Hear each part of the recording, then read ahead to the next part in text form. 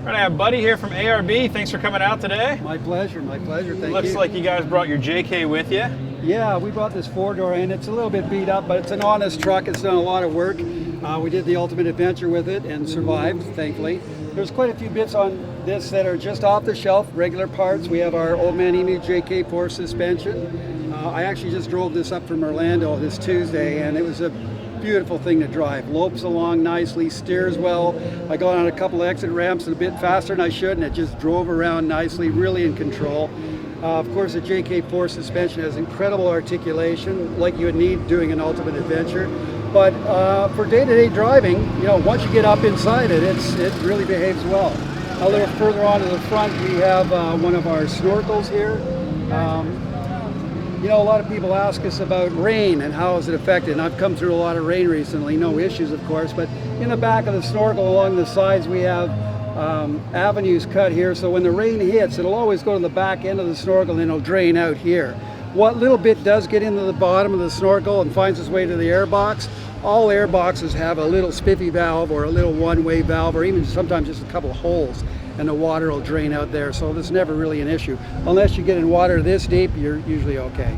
And I didn't come across any this year. Along the front of the vehicle, we have our new Stubby Bar for the JK.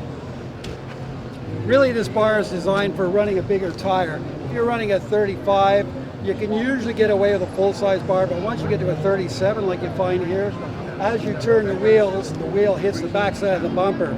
So most vehicles that are running aggressive, large tires, you're going to find they have a stubby style bar.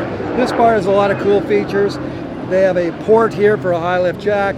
You've got very robust recovery points. The Quadratec winch will fit in there. Quite a few different winches will. We're running a Warn on this one. You have points for driving lights. We're using the LEDs from ARB. I'll show you those in a moment, as well as a rigid setup. Very stout bar, very robust, but like I say, if you're looking for protection against deer, animal strikes, in that kind of situation, you're much better off with a full-size bar if you can get it on. Next, I'd talk to you about the LED lights we have. These lights here are, excuse the pun, but very intense. They come in two beam patterns. One's a 20 degree, one's a 10 degree, or a spot and a flood, if you will. What we do is we run a flood on one side and a spot on the other. That gives us a real long range light and a lot of coverage as well. So to give you an example of what to expect driving with this light, if you're doing 70 miles an hour, you're doing about 100 feet per second as you proceed along. These will give you about 12 to 13 seconds of range visually, you can see. So plenty of time to see if there's issues on the road that you need to address. Also great if you're in winding roads, because it just lights everything up quite literally like daylight, and I can show you what they're like a little later on. They're hard coat Lexan coating. These filters do pop off.